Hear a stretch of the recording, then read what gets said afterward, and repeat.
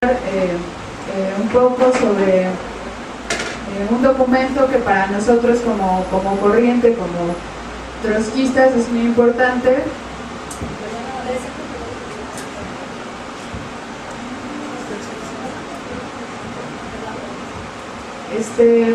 Les quería platicar un poco sobre el manifiesto por un arte revolucionario independiente. Este es un documento que escribe León Trotsky, Diego Rivera y André Breton el 25 de julio de 1938. Rápidamente, para quien no los conozcan o que les suene el nombre, León Trotsky fue uno de los grandes dirigentes de la Revolución Rusa, lideró el Ejército Rojo. André Breton es el fundador y uno de los principales exponentes del movimiento surrealista. Y pues Diego Rivera, como todos saben, ¿no? Un gran pintor, muralista mexicano, ¿no? De los grandes exponentes del muralismo mexicano. Y bueno, para hablar un poco, ¿no? Sobre el contexto en el que se escribe este documento, pues Trotsky y Breton lo escriben, si revisamos la fecha, 1938, ¿no? Acababa de pasar la Primera Guerra Mundial, que había devastado e incluso había destruido una muy buena parte de la cultura, de la antigua cultura en la Europa occidental, y pues ya se avecinaba la Segunda Guerra Mundial, ¿no? Entonces ellos inician este documento explicando que nuestra civilización, la civilización a nivel mundial, estaba pasando por un periodo de fuertes amenazas, y se refería a esto porque pues él decía, más bien estaba aludiendo, ¿no? A las fuertes potencias imperialistas que tenían a su servicio pues todo un paquete de armamento, que estaban armados con lo más avanzado tanto de la ciencia como de la técnica, y pues se veía, ¿no? En los procesos de las guerras mundiales al punto, ¿no? En que podía llegar esta amenaza, ¿no? Entonces, en ese sentido, Trotsky y Breton enmarcan que pues en un contexto tan convulsivo, ¿no? Socialmente, pues el arte y la ciencia no quedaban ajenos, ¿no? Sino que también estaban en un punto pues difícil, ¿no? En una situación que ellos decían intolerable del arte, ¿no? Específicamente se referían a dos grandes regímenes que se estaban alzando en Europa. Se refería al fascismo, ¿no? Encabezado principalmente por Hitler, pero también por Franco y Mussolini, por un lado, y también se estaban refiriendo al totalitarismo que se estaba desarrollando en la URSS, ¿no? Ahorita yo les decía, ¿no? Trotsky fue uno de los dirigentes de la Revolución Rusa.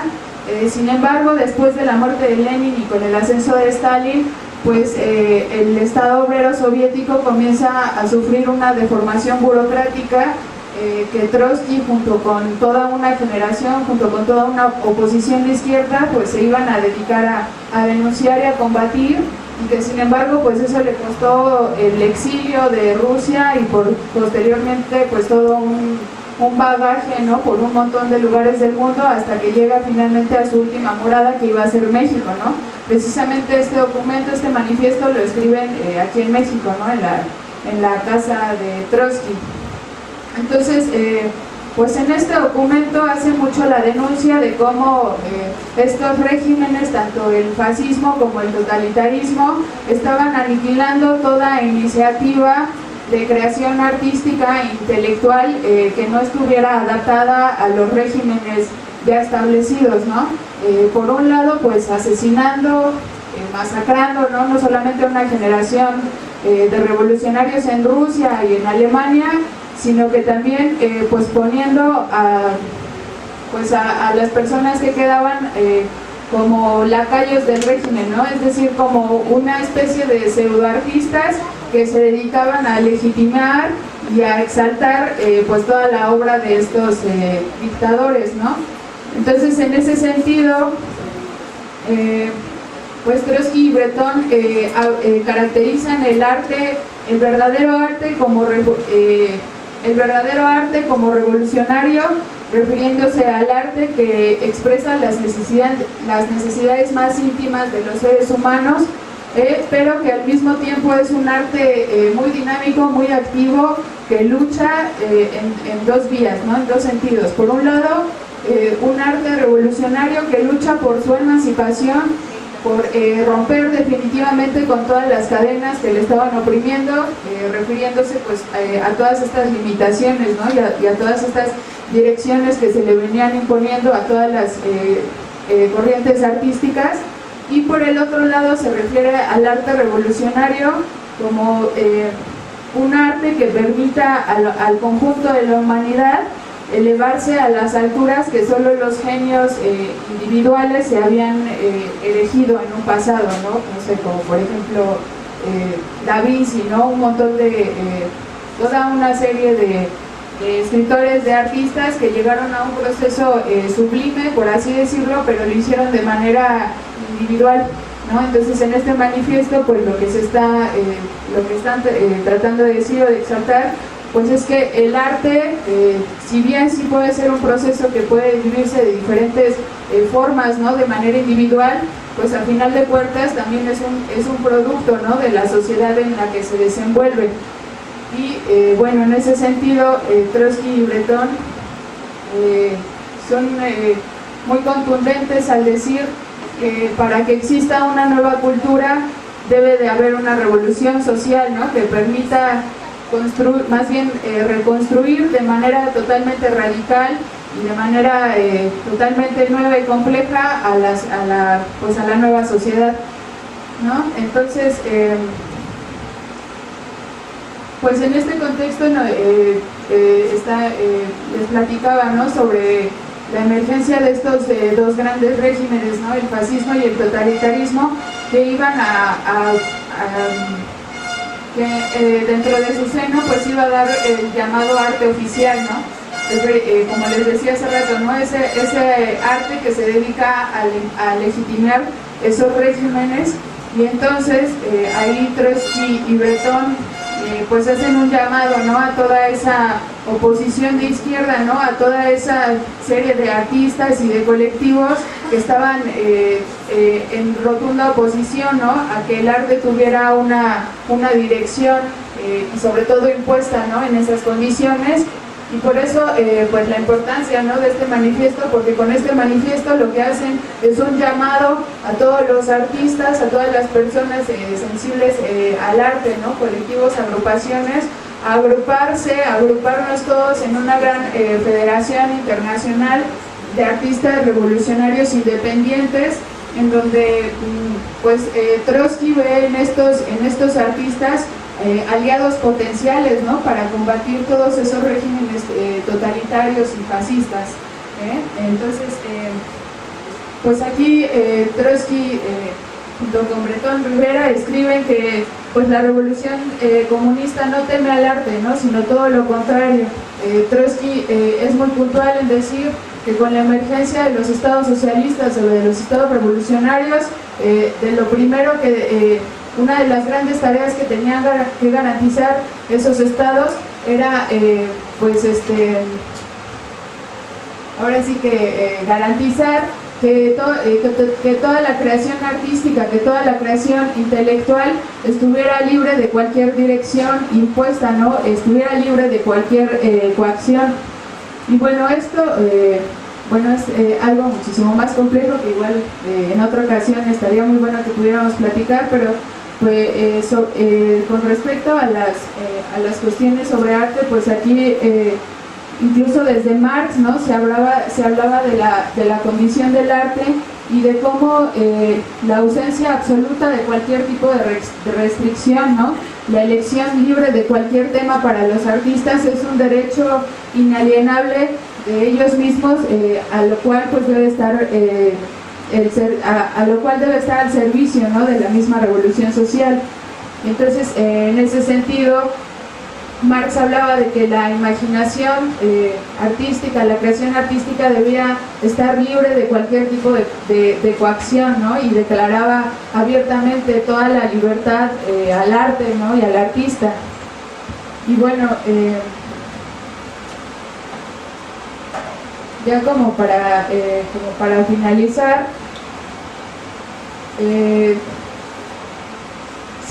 Trotsky hablaba, bueno, mediante este manifiesto hacía un llamamiento, ¿no?, a una federación internacional por el arte revolucionario independiente que comenzara con pequeños congresos regionales, ¿no?, después con pequeñas reuniones que fueran haciéndose cada vez más amplias hasta en algún momento llegar a una especie de congreso mundial, ¿no?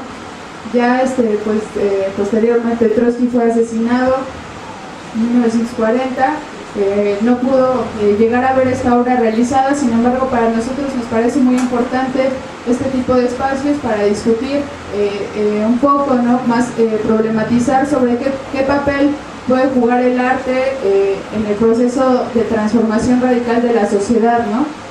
Trotsky y Breton cierran este manifiesto escribiendo: la independencia del arte por la revolución y la revolución por la liberación definitiva del arte. Es decir, el arte como una parte fundamental de la revolución que ayude no solamente a la emancipación misma de la humanidad, sino también a la emancipación del arte, ¿no? Entonces, bueno, por mi parte sería todo. Sigue mi compañera Mariana. Igual, para no extenderme más por el tiempo de la participación, yo preparé algo, pero me gustaría puntualizar mucho más, bueno, tomando este documento que para nosotros, como ya dijo Marisol, como corriente nos parece importante, pero más allá de su importancia histórica e ideológica, cómo lo dimensionamos ahora como corriente política, pues nos parece primero que la discusión, al menos para nosotros, se atraviesa por un lado por que el arte se ha presentado como parte de este proceso de la modernidad, como por un lado, como utopía, como el mismo tema de la charla, ¿no?, como proceso de liberación, de emancipación. En realidad, de alguna manera se ha puesto como un tótem al cual todos tenemos que acceder porque de alguna manera, y me parece que ahí como productores de artistas o como interesados en el tema de arte deberíamos ser mucho más críticos porque aparecen muchas de las veces como casi con una función casi religiosa, y no es que esté mal, pero tenerlo presente vale bastante para saber qué hacemos en lo cotidiano, ¿no? Y bueno, eso por un lado como utopía, y por el otro también, al menos en este momento que nos toca vivir, se presenta como una mercancía, ¿no? Entonces el arte, quien lo hace, se reivindica en muchos sentidos, como se ha hecho acá, de fungir como un proceso de liberación, como una herramienta de liberación que se antepone a todo este proceso que el capitalismo ha hecho de alguna manera muy suyo desde, yo qué sé, principios del siglo XIX, ¿no?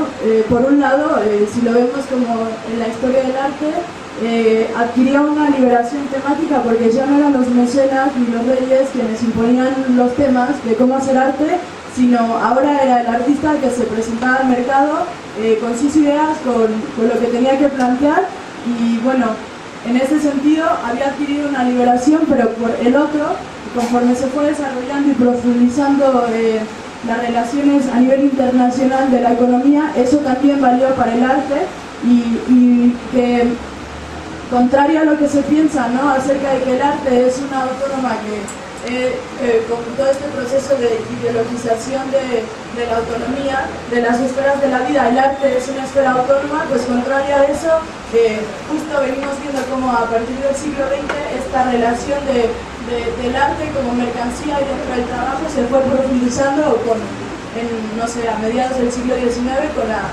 la cultura de masas, ¿no?, y que el proceso de tecnificación se introdujo.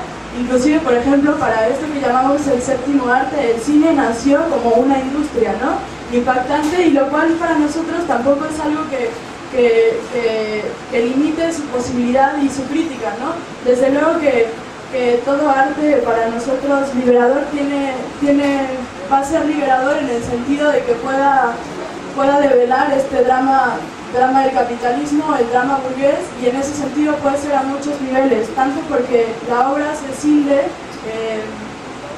de su creador, ¿no? Y tiene la posibilidad de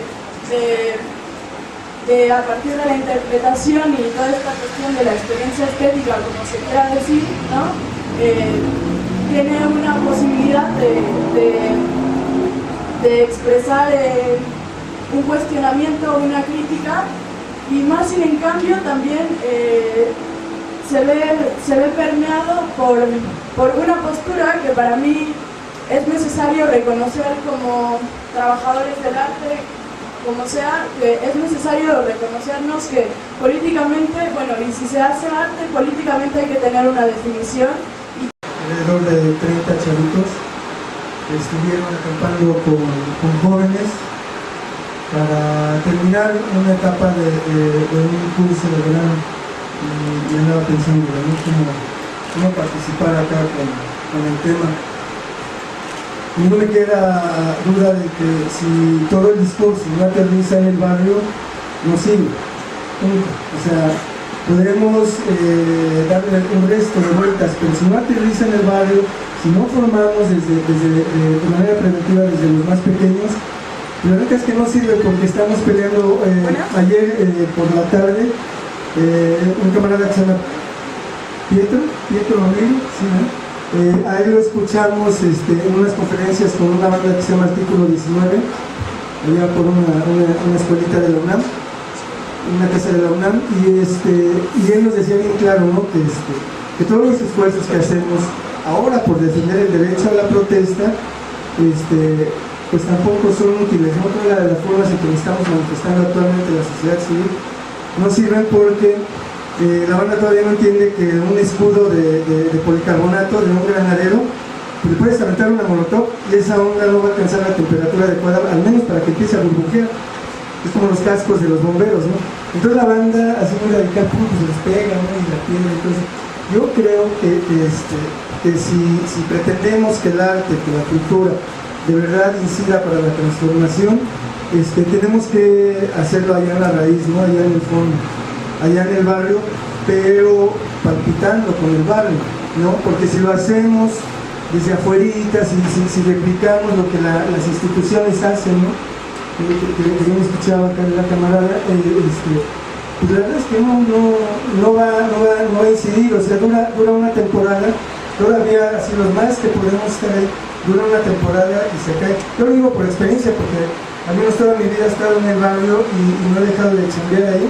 Y aún así, el crimen organizado, la droga, el alcohol, la corrupción, ¿no? La corrupción familiar adentro de las casas, ¿no? Todo, la descomposición social nos tumba todo, la verdad. Tengo la experiencia de 2 generaciones, de trabajar mucho con un par de chicas, una de ellas ahora ya es mamá, y a pesar de chambearle mucho,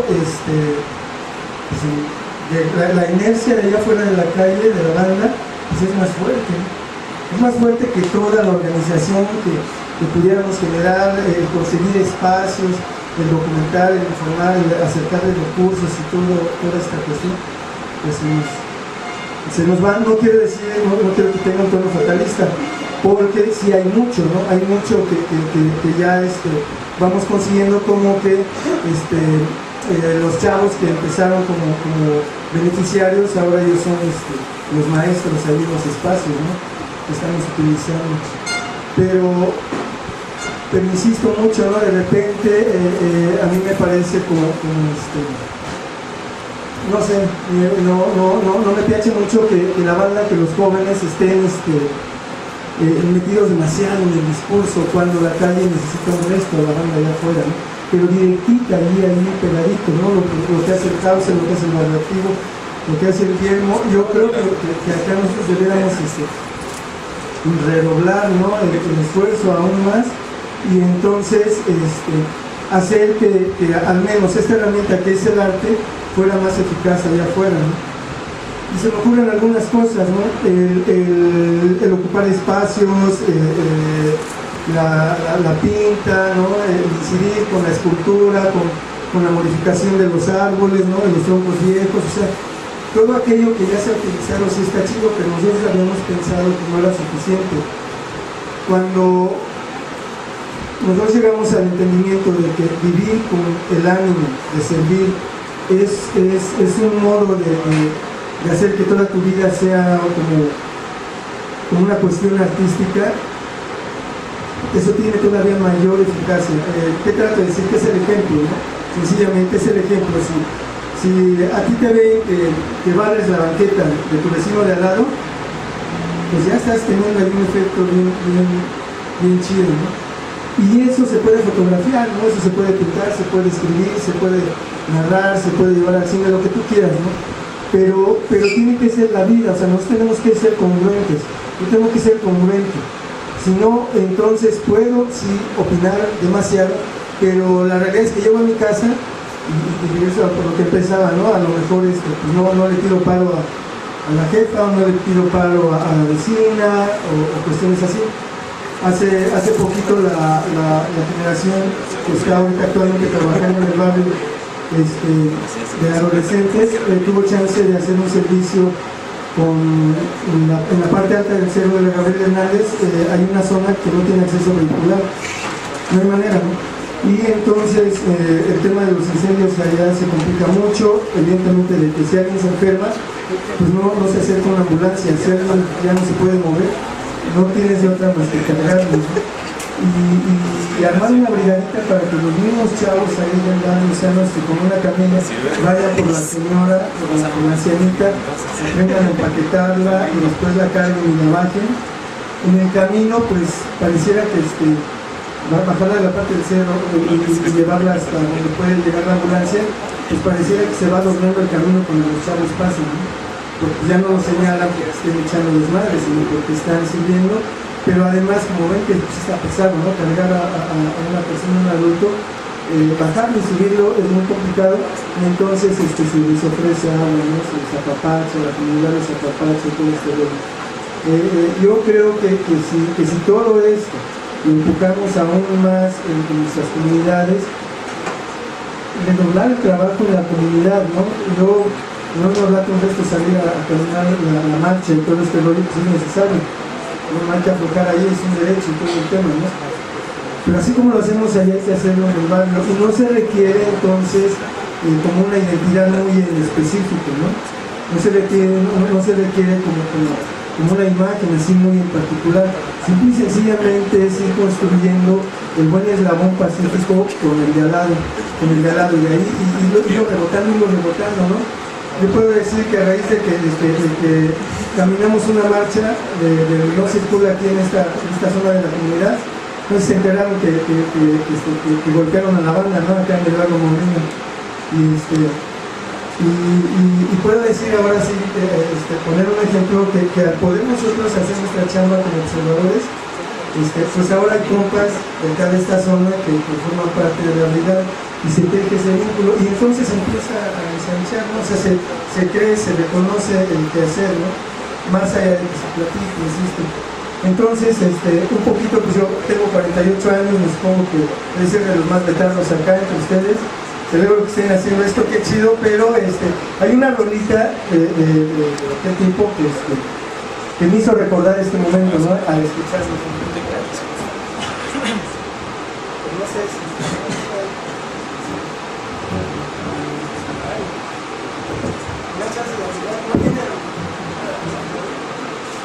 ¿Ya está afinada o si se afinó?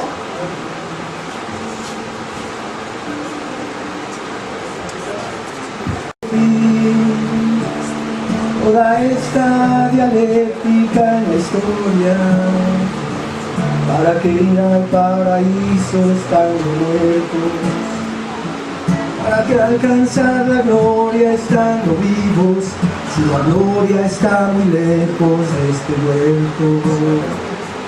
Todos juntos afirman los que saben de distancias, llegaremos al final de la escultura de cadáver y concreto, a posarnos al final de la cultura.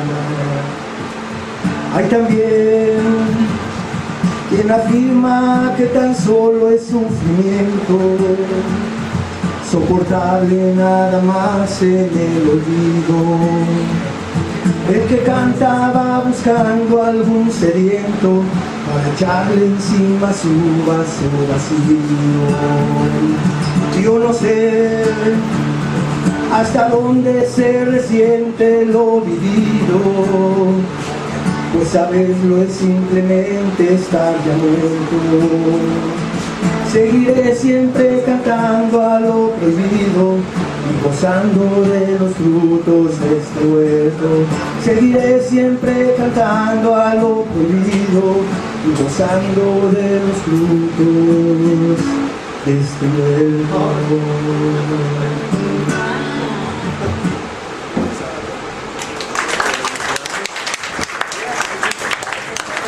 Creo que trae ahí unos pedacillos, ¿no? Que aterrizan en lo que estamos haciendo.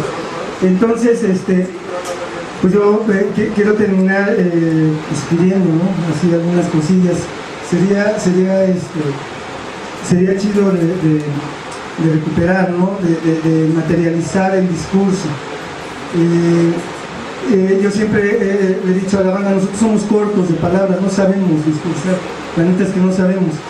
Y sí desconocemos aquellas herramientas ya que tiene la organización, ¿no? como la sistematización y lo sistémico y todo este business. Pero yo creo que lo poquito que sabemos lo materializamos y eso nos da para hacer, ¿no? Y de repente yo toco mucha banda que tiene demasiado, pero se queda de repente corto, ¿no?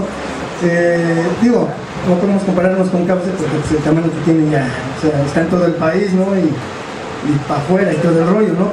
Pero somos un resto, banda, los que estamos por acá, que pudiéramos hacerlo, ¿no? Toda la banda que anda haciendo hip hop, ¿no? Y todo el mismo, está chido, pero hay que barrerle la banqueta de enfrente y les aseguro que la palabra empieza a sembrar y van a salir flores ahí en el barrio, ¿no? Y se consigue la paz y todo lo que tanto nosotros. Gracias.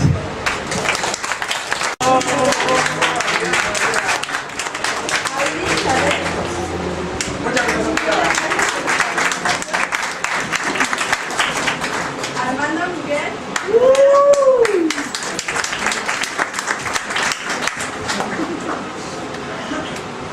Y a Marisol Flores Núñez. Pues queremos recordarles que tenemos una exposición fotográfica, si pueden verla, y si alguna les agrada vamos a estarla rifando, 5 pesos el boleto. También estamos con unos separadores de cooperación voluntaria. Y pues muchas gracias a CEFIME, a MTS, a Marabunta y a Cauce por estar aquí en esta jornada cultural.